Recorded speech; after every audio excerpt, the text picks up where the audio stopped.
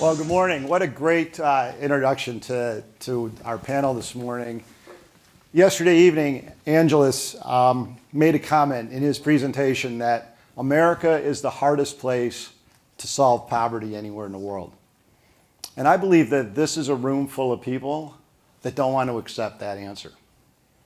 Peter Senge, who wrote The Fifth Discipline, one of my favorite authors, seminal work in systems thinking, said if you want to change the outcome of a system, change your behavior in the system.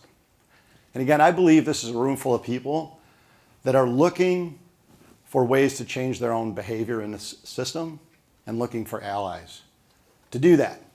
So it is my pleasure and privilege to introduce iNexus to this group this morning, which is innovative employer-employee exchange unleashing systemic shift. And I want to introduce the panel, our courageous leader and our facilitator, Laura Davis, and Christine Keller, and Bianca Maury, and Kevin Voss to the stage to help us with this conversation about how we're going to look at the talent ecosystem differently to create different outcomes for the people that work for us.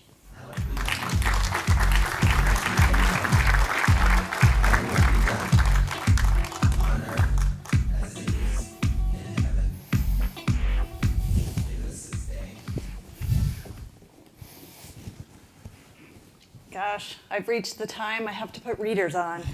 So good morning, and thank you for having us today.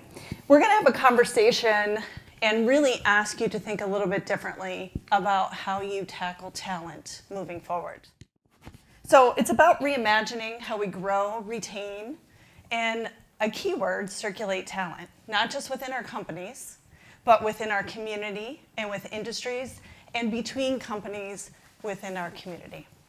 So the panel that was come together today, thank you for joining us, leaders who are shaping a talent ecosystem to create mobility, to remove systematic barriers, and shared prosperity. So I'm going to dig right in. We have a lot to cover. And let's start by grounding ourselves in the vision. A talent ecosystem is more than a buzzword. It's a way of rethinking how we develop people, both as individuals and for our companies to thrive. So I'm going to open it up. And Kevin, let's start with you. What does the talent ecosystem approach mean to you, and what does it matter for our region's future? Well, thanks, Laura. Talent ecosystem means to me just recognizing that our talent in our organizations, as well as the talent to come to our organizations, exists within the community, or something greater than just our individual enterprises and businesses. And if we think like that, we have an opportunity to both strengthen our enterprises and empower our employees. That's good for our community and better for the whole ecosystem. Great. Christina, share a little bit about what it means to you. So as we look at where we are today, 5 years ago, we had the COVID pandemic, we had supply chain shortages, we're now dealing with the effects of AI. We're living in a world that's constantly disrupted, and we're still thinking about, okay, when as an employer, I've got these people for life. And we are using the terminology of they left us, they've gone other places as if we're a victim of something. But in the end, we really don't have people forever. That's not that was a culture of the past. The gig economy, the way that people are moving from millennials from job to job, 2 to 3 years, we have to, as employers, embrace that and celebrate that rather than making it miserable for people if they've left us. We've had people that have come through in development in our organization that have graduated and become alumni, such as Mindy Isasi or other folks that are doing other things that is really exciting and should be celebrated as an organization. I think there's a quote that is 79% of people are disengaged, with 17% being actively disengaged in their workforce setting globally. And so if we can turn on an opportunity where people can be developed and engaged in their organization, if they move on to another organization to find that next step, that should be celebrated rather than detracted. And so for me, a talent ecosystem is looking beyond our walls and looking at how can an employee travel from Cascade to Corewell to other organizations and continue their upward trajectory so that we can retain them in the community in an active way versus fighting competitively for everybody to stay within your own walls. Bianca? Just piggybacking on what Christina said, we live in a society right now where the workforce fabric is changing. And if we don't change with it, then things are just going to be, it's going to be in chaos. And so with an ecosystem approach, it is like Christina said, valuing your employees as well. And it's a vertical approach rather than the silo linear approach of going up the career ladder. This is a shared collaboration of organizations coming together to saying, like, hey, we want to collaborate together, and we want to have shared development between our employees. And we also want to, that's how we retain, our human capital here in Michigan. And that's how we retain and attract talent. Awesome. So we've talked this morning a lot about system barriers, and we know they exist, and particularly for people who are starting in entry-level jobs. So, Mark, I'll ask you to kind of kick us off on that. What has Butterball done to help alleviate some of those system barriers and some creative ways to solve for that, to provide opportunity? No, thank you. I think probably a lot of people in this room are familiar with the Source, which we helped start back in 2003. And it really exists to do just that. I mean, barrier resolution for people that come to work for the member companies. And currently in West Michigan, I think there's 28 member companies and about 15,000 lives covered by those efforts. But I think one of the things that we've learned is that it's great to get people stabilized. And we know how to do that. We've got the data. We've proven that we can come together as employers and we can fix some of those problems. And we have this, what I think we're talking about with this talent ecosystem idea is what's next? What happens next? And we don't tend to think of ourselves as employers as being part of this talent ecosystem. We are. People come and go from our companies all the time. And like Christina says, we kind of feel like victims when people leave. But how can we get people from being stabilized to being an active participant and thriving in the current economy? And I think that's kind of the challenge of this group is how do we do this between our companies? How do we unlock this so that we can go from stabilization to being able to ask people, what do you want to do next? And here are the opportunities among even just this group of employers who's willing to invest in this effort.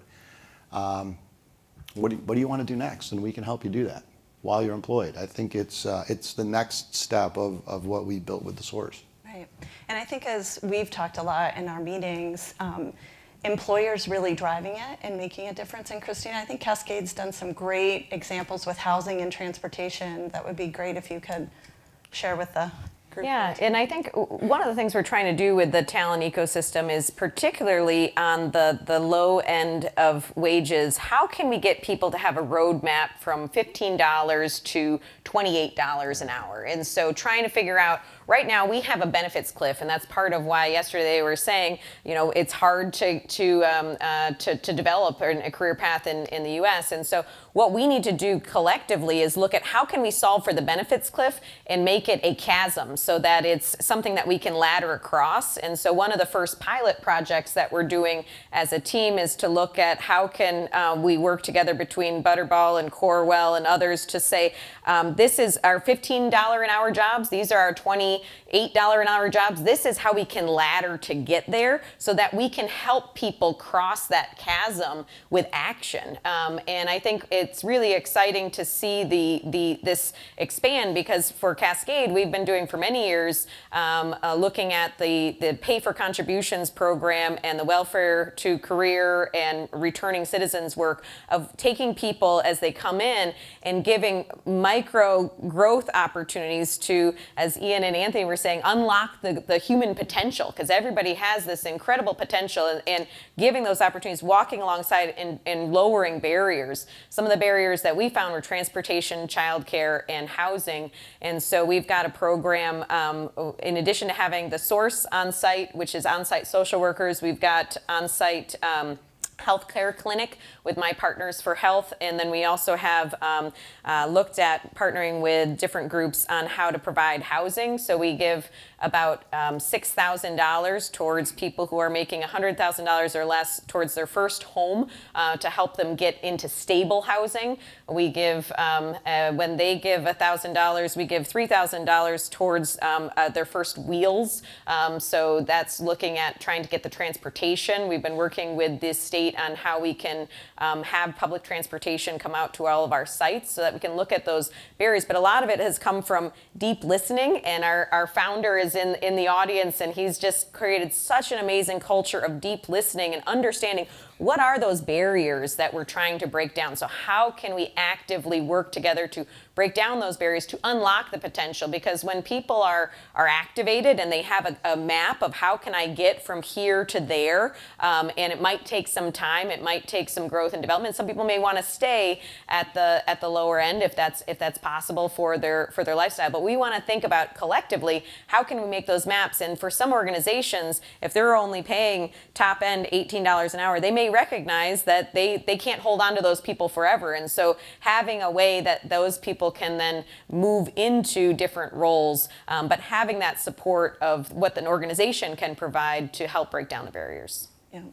And I love the proactive way in which you're solving the problem too. So looking for the potential and the possibilities to provide housing options, assistance, and transportation.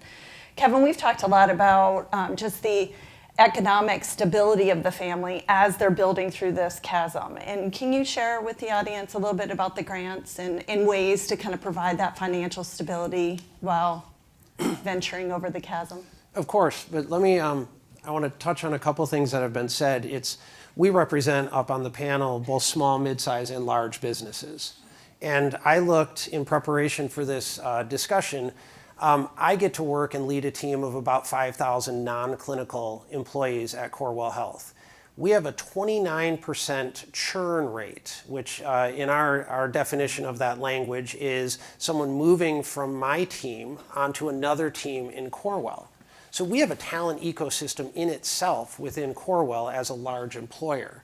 So how do we actually celebrate that 29%, and how do I actually encourage and develop my employees to get that 29% to 50%, and then think about actually moving beyond Corewell into other organizations such as represented up on this. One of the ways that we've thought about doing that is through a grant that the LEO part of the Michigan state government has funded to Corewell, as well as other partners, Grand Rapids Community College and the Literacy Center of West Michigan. And what we do is we provide wage replacement for an employee at Corewell to go and receive a certification in education in fields like phlebotomy or pharmacy tech. And what we found is, or the original hypothesis around this grant is that many of our employees that are on a lower socioeconomic standpoint struggle with doing development programs because they're working a second job. So by providing wage replacement, we remove that barrier and hopefully make them more successful. From the early numbers in the grant, we're seeing almost twice the completion rate of the participants. So it's one way that we're thinking about creating, instead of that cliff, a chasm or preparation for development within our organization. Thank you, that's great. So ecosystem, I mean, that's a big word. Let's get a little bit more specific about what we mean and what we're trying to tackle as part of this group. So Bianca, you want to share some thoughts around the specifics of what we're working on? So we're working on collaboration amongst industries, so interconnected collaboration amongst industries. So what that means is I'm a small business and I own a home care agency. So with my employees, there is very, very limited career mobility. With being a part of this ecosystem, this gives them a clear path of like mobility. Of course, we want our employees to stay with us, right? And I am not like my buddies here, Christina and Kevin, where they have big organizations, where they have, big internal career mobility paths. For me, for my employees, at $22 an hour, that basically caps them out. But part of this ecosystem, then they are able to get some more development, and they are also able to have other clear potentials for clear pathways for other jobs through our ecosystem. So Awesome. Christina, you want to speak to some of the specifics that we're tackling? Yeah, so in the pilot, we're really going to look at taking one healthcare industry leader and one manufacturing leader and partnering them together to say, let's map the ecosystem, let's look at what are the core competencies, what are the career opportunities, how are we going to ladder opportunities between those two, and then there'll be an opportunity for all of the different organizations to link into that, to say, we've got people in this area, we've got people in this area, and plug in, kind of similar to the source model, where you have lots of different companies being able to plug into the source. You've got lots of people being able to plug into the nexus to be able to kind of partner also with the universities to say, these are the micro credentials that we need in order to get to the next level. And so how can we create a collaborative ecosystem that's going to start with these two, because we're entrepreneurs and we like action and we want to start with something. We'll figure it out a little bit on the way as we're developing that, and then it can grow and be connected to as an ecosystem develops. Yeah, so I think we've talked about core competencies, and what I was amazed, regardless of the size or the industry that you participate in and have thriving businesses, there's so many similarities to the competencies that we need, both soft skill and technical skill. So what we're coming together is really defining what are those similarities, what are those soft skills that we need to be successful and drive the business, and how do we identify the jobs that are $15 going up to $30 an hour. And then where are those consistencies? Where are the gaps? And then how do we build a training and development program to help fill those gaps so that participants have a pathway to get to where they want to be, and we have the ability to help support them to get there. So I think the success of that and the outcome or the return on investment, Mark, do you want to speak to that, and what are those top things that we're looking as kind of our guiding North Star for success? Yeah, I think so. Like guiding ROI or success metric for me would be like, how many people can we move over the benefits cliff? Like, how can we get people from, say, $20 an hour to $30 an hour in a relatively short period of time with a high degree of intentionality? I'd like to see like how many employers would like to be involved in this. So, if this is something that you're curious about or you want to be involved in, I'm sure there's going to be, there's a QR code right up there in the corner. Grab that QR code and let us know, and we'll be in touch. But so how many people can we move through? I think one of the challenges of our work group is to find out where we're creating value in the system. Because a lot like the source, we determined that we could reduce turnover for companies, and there was a true economic value. So if we really believe there's an economic value to that, that's what some of the things we want to learn with this project is where does that value accrue in the system? Because if we're not actually building value, we're not creating it. We're not creating economic value. And I really believe that we will create a huge amount of economic value. And there was a project that the Source did, the Rise Up program, and I don't have the numbers in front of me, but they demonstrated that the change in skill levels, the jobs that people get, created millions of dollars of economic participation by the people that held those jobs. And so, that's part of the data set that we'll be bringing in.